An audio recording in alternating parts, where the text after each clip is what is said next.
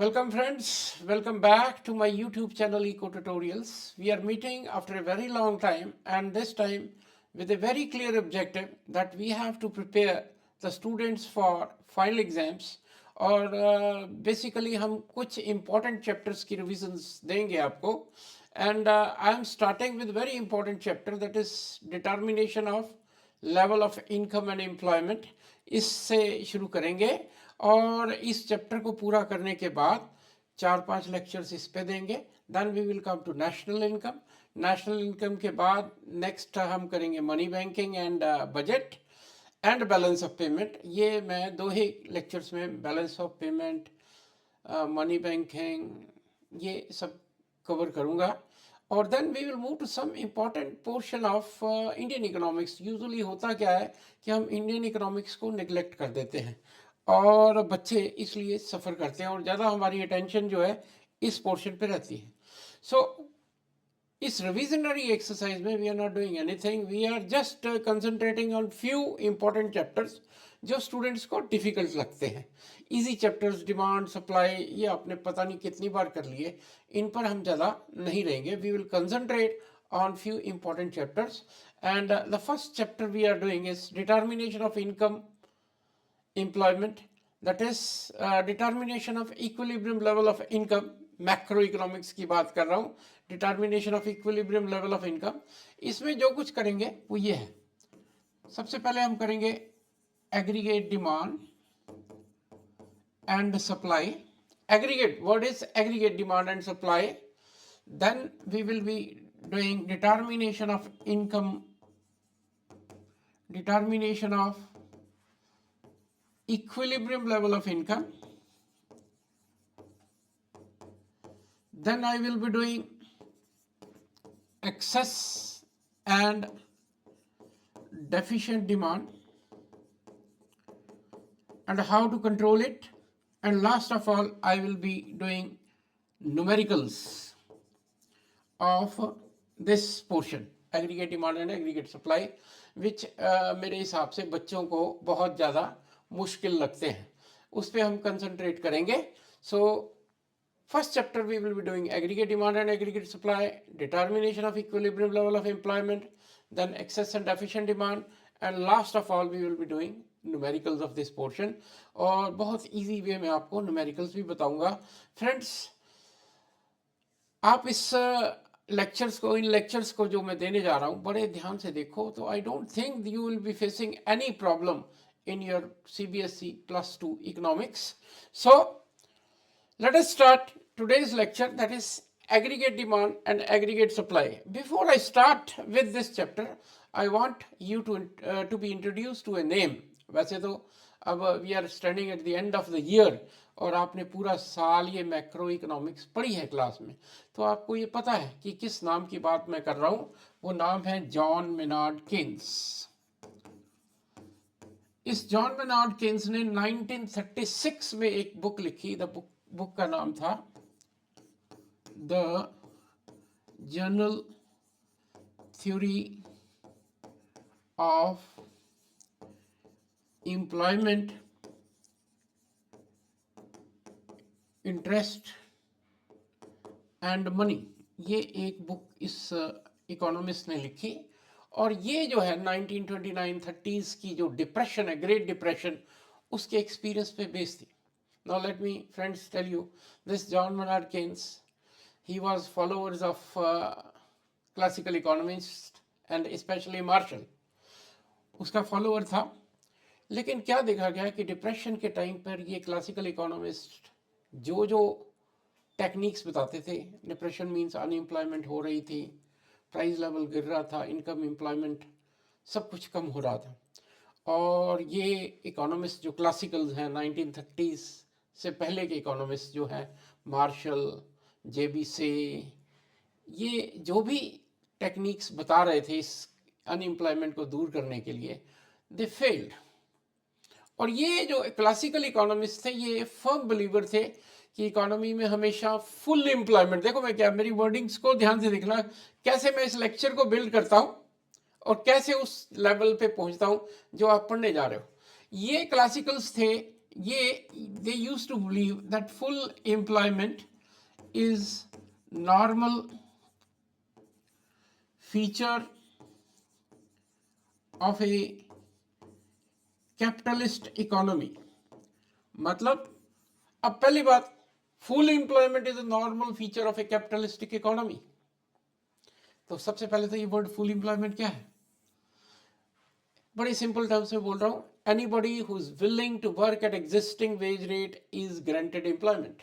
कि सपोज करो employment wage rate है 8, इस पर जितने भी वर्कर्स काम करना चाहेंगे, एम्प्लॉयमेंट गारंटेड है। Full employment is a normal feature of capitalistic economy.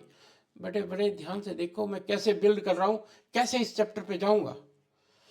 1929 से पहले पहले ये इकोनॉमी, ये जनरल बिलीव माना जाता था, और इन्होंने बड़े टेक्निक्स भी बताए कि अगर अनएम्प्लॉयमेंट हो जाती है तो wage, interest, rate of interest, flexibility जो है उसको इंश्योर करती है। लेकिन that is not our topic. मैं यहाँ सिर्फ ये बताता हूँ कि अनएम्प्लॉयमेंट हुई और ये जो स्टेटमेंट थी ये प्रूव हो गई रॉन्ग।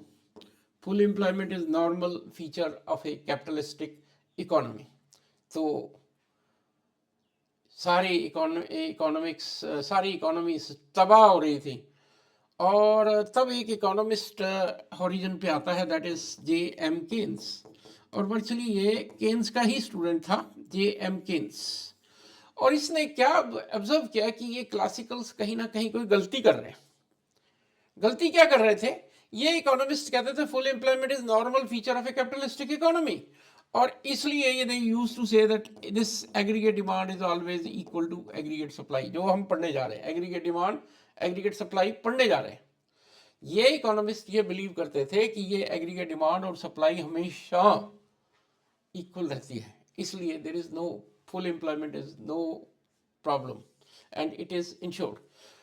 इसने J.M. केन्स ने कहा भाई कहीं ना कहीं तो कमी है, और उसने ये प्रूव किया this full employment is normal feature, is not a normal feature of a capitalistic economy. और रादर इसने कहा कि ये इकोनॉमीज अंडर एम्प्लॉयमेंट इक्विलिब्रियम में है। आप करोगे डेफिशिएंट डिमांड, एक्सेस डिमांड, उस टाइम में ये पूरे डिटेल में आपको बताऊंगा what was this under employment equilibrium, जो कि केन्स ने कहा कि भाई ये आप just wait, let me check if ये थोड़ा, यस दैट्स इट। सो उसने कहा कि भाई ये फुल एम्प्लॉयमेंट तो होती नहीं, under employment equilibrium that is the normal feature of a capitalistic economy. और इसने कहा कि रीजन ये है कि this aggregate demand is equal to aggregate supply at the level of under employment, कि उस लेवल पे ये इक्वल हो जाते हैं जहां इकोनॉमी में अनएम्प्लॉयमेंट है।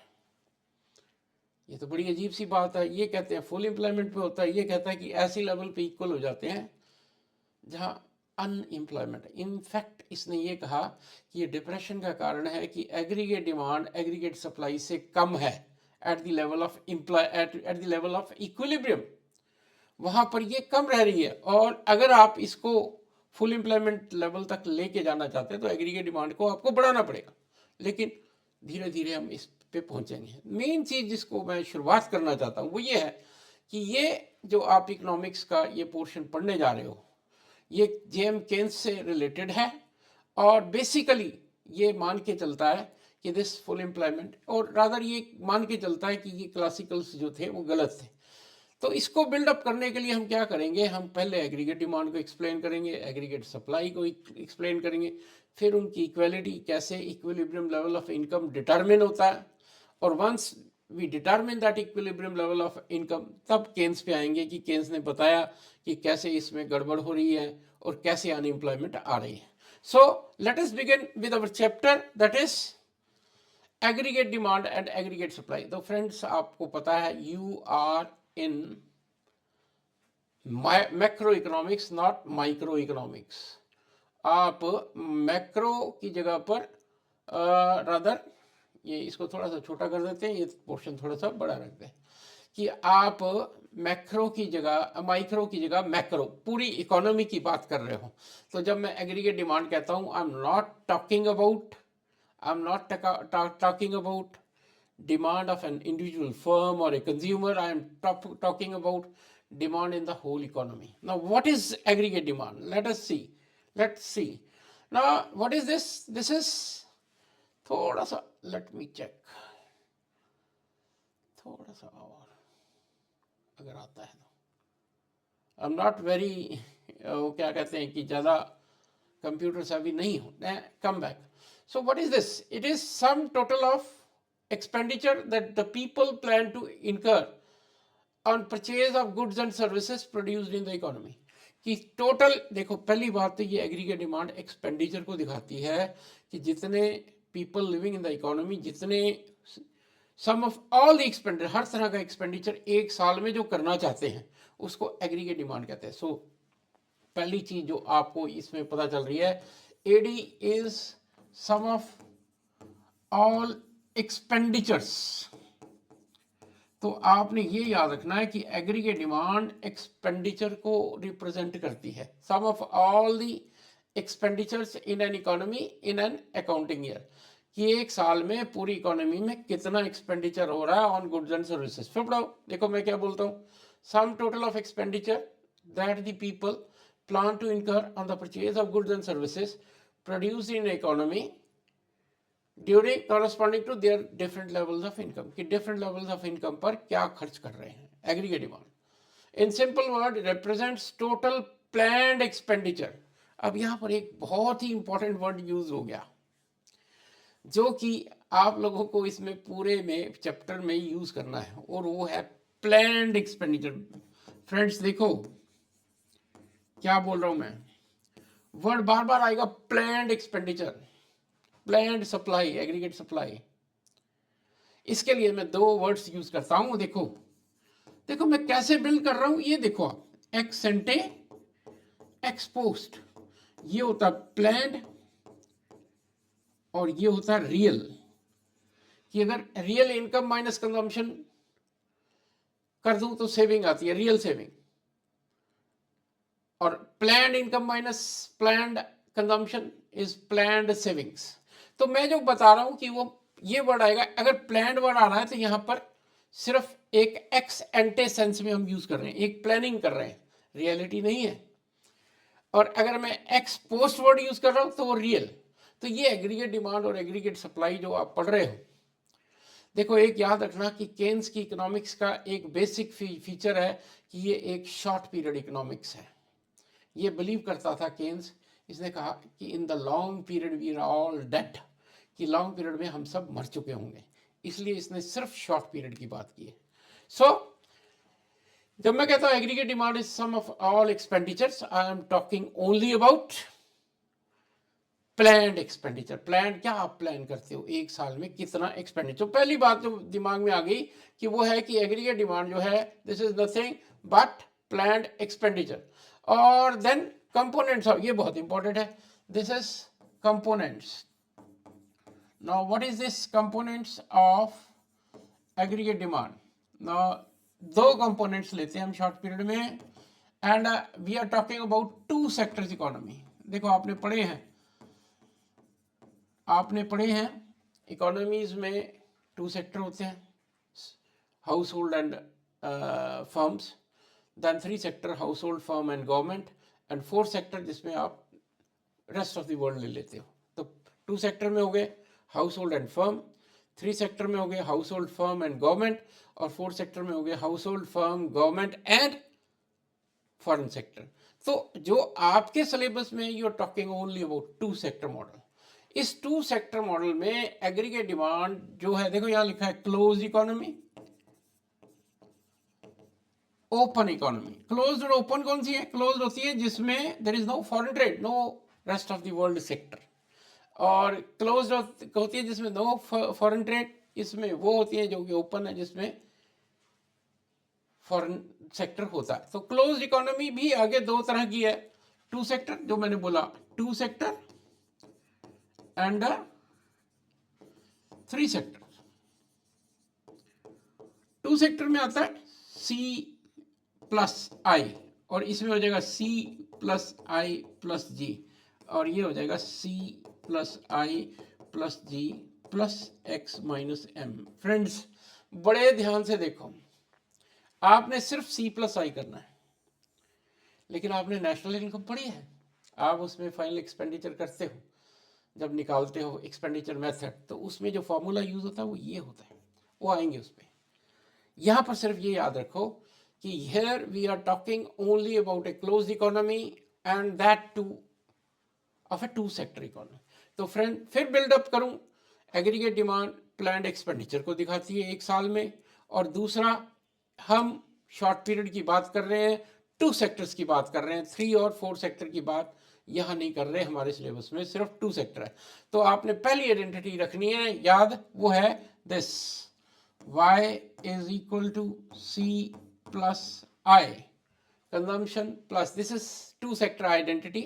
देखो ये कुछ आइडेंटिटीज हम यूज करेंगे और यही आइडेंटिटीज जो हैं ये आपके न्यूमेरिकल्स की बेस बनेंगे। सो एग्रीगेट डिमांड के कंपोनेंट्स, अब इसका कंपोनेंट्स ऑफ एग्रीगेट डिमांड आपने पढ़ ही लिया, मैंने बता ही दिया कि 4 कंपोनेंट्स हैं, consumption, investment, government expenditure and foreign sector, that is x minus M.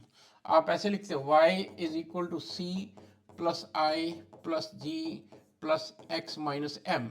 और अभी आपको बता भी दिया मैंने कि ये 2 चीज़ें हमारे सिलेबस में नहीं है, we are going to concentrate only on C plus I. तो हमारी जो इस चैप्टर में एग्रीगेट डिमांड बनेगी that will be C plus I. I hope कि ये जो बिल्डअप हो रहा है ये you are getting this thing. So अब देखते हैं इसको, अब एडी को रिप्रेजेंट कैसे किया, देखो एग्रीगेट डिमांड शेड्यूल बना, देखो कैसे बना है, दिस इज इनकम, कैसे बनाया गया, देखो income y, then c, then i and then ad, that is c plus i। अब देखो इन्वेस्टमेंट को हम यहाँ पर फिक्स्ड मानते हैं, दैट इज आपने कुछ इनकम लेवल ले लिए 20, 40, 60, 80, 100 कुछ भी ले लो, और इसको मान लिया 10, 10, 10, कुछ भी ले सकते हो, fixed autonomous consumption, autonomous investment, fixed investment हमने ली है, और कंजम्पशन हम ले रहे कहीं से शुरू कर दो और इसको इंक्रीज करते जाओ, 30, 40, 50, 60, 70। आई होप मैं लिखने में गड़बड़ कर गया थोड़ी सी, लेट मी चेक, यस 30, 40, 50, 60, 70, 80। अब इसमें जो सबसे बड़ी बात है, ध्यान दो कि जीरो लेवल पे, ध्यान दो बड़े ध्यान से देखो, जीरो लेवल पे there is consumption, consumption can never be zero, क्यों, even if you are not earning anything you are still consuming, that's why zero. और आपको आपके टीचर ने बताया होगा कि जीरो लेवल पे जो कंजम्पशन होती है इसको हम कहते हैं ऑटोनोमस कंजम्पशन, ये आपके टीचर ने आपको बड़ी डिटेल में समझाया भी होगा, ऑटोनोमस कंजम्पशन, ठीक है। और एडी हो गया सी प्लस आई, 30, 10, 40, 50, 60, 70, 80, 90, कि जैसे जैसे इनकम बढ़ रही है एग्रीगेट डिमांड भी बढ़ रही है, ये पहला रिलेशन निकला। सो क्या अभी तक किया, AD is C plus I, Y C plus I, because we are talking only about 2 sector economy, C plus I, ठीक है। और दूसरा जब इनकम बढ़ती है तो एग्रीगेट डिमांड भी बढ़ती है, और तीसरा जीरो लेवल ऑफ इनकम पर कंजम्पशन जीरो नहीं होती, इसको हम क्या कहते हैं, जीरो लेवल पर जो कंजम्पशन है इसको हम कहते हैं ऑटोनोमस कंजम्पशन। नाउ आगे चलते हैं, अब इसकी एक्सप्लेनेशन, ये तो जो है इसका डायग्राम बना हुआ देखो, वेरी सिंपल, ये इनकम आइडेंटिटी लाइन होती है 45 डिग्री की सी प्लस एस। अभी आते हैं इस पे, इसको एग्रीगेट सप्लाई कर्व भी कहते हैं, सी प्लस एस, और aggregate demand curve, this is AD, this is C plus I, और ये लेवल है ऑटोनोमस कंजम्पशन का, this is autonomous consumption. Autonomous consumption होती है at zero level of income, ये हम इधर लेते हैं कंजम्पशन इन्वेस्टमेंट या ऐसे ऐसे कह लो एग्रीगेट डिमांड, और इधर इनकम, याद रखना ये। अब ये एग्रीगेट डिमांड का से not a horizontal line straight increase कर रही है। अब आपको आगे जाके बताऊंगा इसका इंक्रीज का रेट धीरे धीरे कम होता जाता है, क्यों होता है ये we will do. So this is aggregate demand. First thing, aggregate demand ये बनी हुई है, देखो very simple, AD in relation to Y, कि जैसे जैसे इनकम बढ़ रही है एडी भी बढ़ रही है। इस लेवल पर y इज इक्वल टू सी, ये आएंगे अभी इस पॉइंट पे भी आएंगे। सो नेक्स्ट आ जाती है हमारी aggregate supply. Now what is aggregate supply? Refers to money value of all final goods and services that are all the producers are willing to supply in an economy in a given period of time। कि एक साल में जो producers हैं goods और services के लिए कितने पैसे देने को तैयार हैं। फिर पढ़ो, refers to money value of all final goods and services the producers are willing to supply in an economy in a given period of time। You're getting what I'm saying? So ये भी एक planned concept लेके चल रहे हैं हम x N T. Then अब इसको डायग्राम, इसके एक सप्लाई एग्रीगेट सप्लाई के, this is C plus S. देखो ध्यान दो, दो आइडेंटिटीज कर दी मैंने, y is equal to C plus I और y is equal to C plus S. इसको एग्रीगेट डिमांड कहते हैं, इसको इसके बेस पे आप आगे जाके प्रूव करेंगे aggregate demand is equal to aggregate supply. लेकिन अभी यहां तक रहो, A S is equal to C plus S, S stands for savings. अब इसको देखो, एंड दिस क्या लिखा है, देखो A S is same as national income. जब वाई लिख देते हैं ना तो ये नेशनल इनकम को ही रिप्रेजेंट करता है इकोनॉमिक्स में। चलो आगे चलो, अब इसको शेड्यूल बनाया उन्होंने एग्रीगेट सप्लाई का। अब देखो इसको वही लेवल्स लूंगा जो पीछे लिए हुए हैं, 0, 20, 40, 60, 80, 100, ठीक है। और फिर मैं लेता हूँ कंजम्पशन भी वही लेनी है जो पीछे ली हुई है, 30, 40, 50, 60, 70, 80। देन सेविंग्स -30, -20, ये कैसे किया, saving is y minus C, this is y, 0 + 10 +, और ए एस निकल गया, ये ए एस इज 0, 20, 40, 60, 80, 100, ठीक है। अब इसकी अगर कर्व बनाऊंगा ए एस कर्व ऐसे बनेगी, देखो this is A S, this is income level, ये y is equal to C plus S. कि जैसे जैसे इनकम बढ़ती है एग्रीगेट सप्लाई भी बढ़ती है। कुछ नहीं, मैंने उसी बेसिक उसी लेवल पे इनकम पे सेविंग पहले निकाल दी, difference of this, and C plus S is nothing but A S.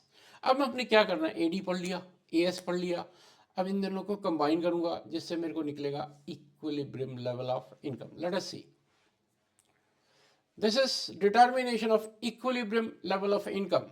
देखो at equilibrium level what we say, A D is equal to A S. A D क्या, C plus I, A S क्या, C plus S, तो ये निकलता I is equal to S. ये तीसरी identity आ गई, देखो ध्यान दो, y is C plus I, y is C plus S, therefore s is equal to I. ये जो आइडेंटिटीज मैं बना रहा हूँ ये आपको आने वाले टाइम में न्यूमेरिकल्स में यूज करने वाला हूँ, और इन्हीं के बेस पे अगर आपको बेसिक्स क्लियर हैं तो ये न्यूमेरिकल्स आपको प्रॉब्लम नहीं देने वाले। लेकिन अगर आपको बेसिक्स क्लियर नहीं है then you will have all sort of problems।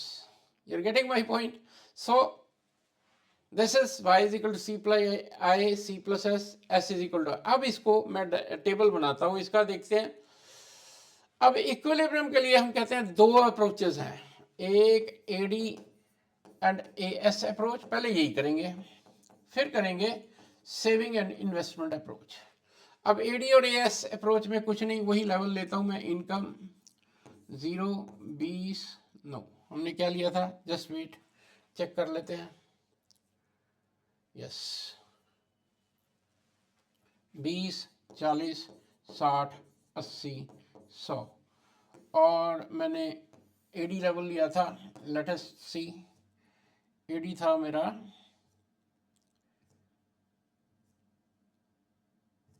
Yes AD था 40, 50, 60, 70, 80 एंड 90 और एएस आपने अभी निकाला।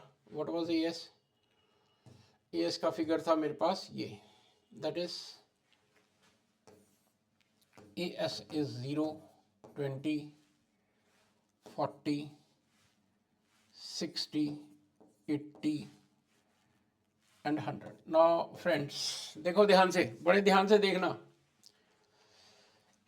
इस लेवल पर aggregate demand is greater then aggregate supply. यहां से यहां तक देखो डिमांड ज्यादा है, सप्लाई कम है। कहता जब aggregate demand is greater then aggregate supply, income increases. Income level बढ़ता रहता है, तब तक बढ़ता है जब तक ये लेवल नहीं आ जाता, AD is equal to AS. इसके बाद फिर देखो aggregate demand is less than aggregate supply, इसको कहते हैं हम इक्विलिब्रियम लेवल ऑफ इनकम। वो लेवल जहां एग्रीगेट डिमांड और एग्रीगेट सप्लाई इक्वल होते हैं, that is called equilibrium level of income. इससे ऊपर ऊपर डिमांड ज्यादा है, सप्लाई कम है, so income will increase till ये दिस लेवल इज अटेन्ड। और इसके बाद डिमांड कम है, सप्लाई ज्यादा है, income will fall till level this is achieved. अब इसको मैं एक ही डायग्राम में प्लॉट करूंगा। देखो बड़ा इंपॉर्टेंट डायग्राम प्लॉट करने जा रहा हूं। देखो एडी एएस, इधर income, this is y is equal to C plus S, या इसको हम कहते हैं ए एस लाइन, और this is aggregate demand and this is my equilibrium level. इस लेवल पर AD is equal to A S, this is equilibrium level of income.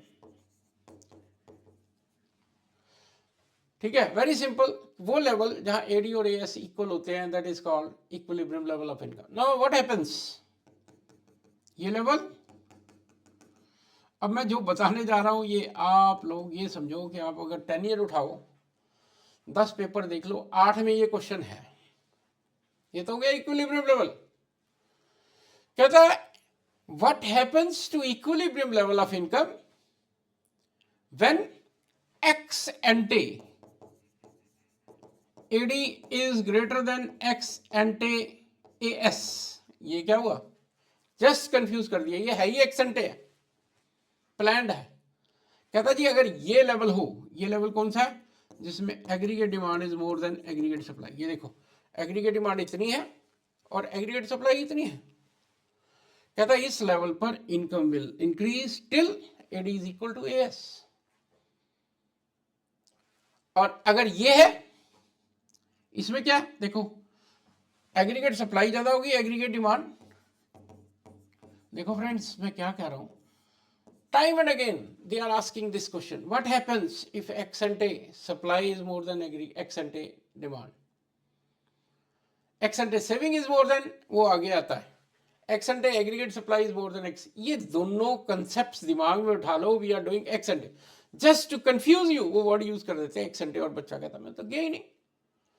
Simple 3 step.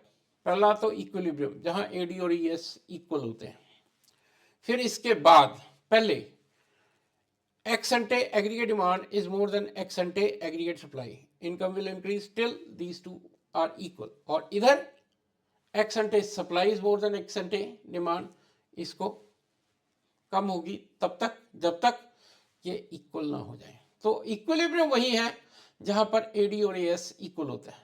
अब एक और तीसरी चीज, एक और नई चीज बता रहा हूं, केन्स ने वो लेवल जहां एग्रीगेट डिमांड और एग्रीगेट सप्लाई इक्वल होते हैं, इसको कहा, याद रखना, level of effective demand. Effective demand friends एक एक करके इंपॉर्टेंट चीजें देखो, बड़े ढंग से ये चैप्टर बिल्ड किया मैंने। पहले ये कहा कि ये कंसेप्ट कहां से आए, कैसे आए, और धीरे धीरे मैं आपको इक्विलिब्रियम पर लेके जाता जा रहा हूँ। यहाँ आ गया एक अप्रोच से कि जहाँ एग्रीगेट डिमांड और एग्रीगेट सप्लाई इक्वल होते हैं, that is called this equilibrium level of income. Got it? और फिर आपको बताऊंगा कि इस एग्रीगेट, इस इक्विलिब्रियम लेवल पर क्या झगड़ा चला क्लासिकल्स और केन्स में, और कैसे वो आपके चैप्टर एक्सेस डिमांड और डेफिशिएंट डिमांड सीन में आते हैं। क्या कहता है केन्स, क्या कहते हैं क्लासिकल्स, और कैसे क्लासिकल्स फेल हुए। ये पहली अप्रोच है, that is AD and AS approach. Then next approach जो आपको इसमें मिलती है, that is saving and investment approach. अब इसकी मैं टेबल अगर आप बनाना चाहते हो तो टेबल से सेविंग और इन्वेस्टमेंट उठा सकते हो, जैसे उसमें उठाया, लेकिन मैं स्ट्रेट अवे डायग्राम पे आता हूँ, कंफ्यूज ना करते हुए। सेविंग, इन्वेस्टमेंट और इधर इनकम। आपको पता है इन्वेस्टमेंट हमने, अगर आप पिछले टेबल्स में जाके देखो, कांस्टेंट मानी हुई है, this is investment. And saving curves negative से शुरू हुई है, देखो नेगेटिव से शुरू हुई है, ये ऐसे जाएगी।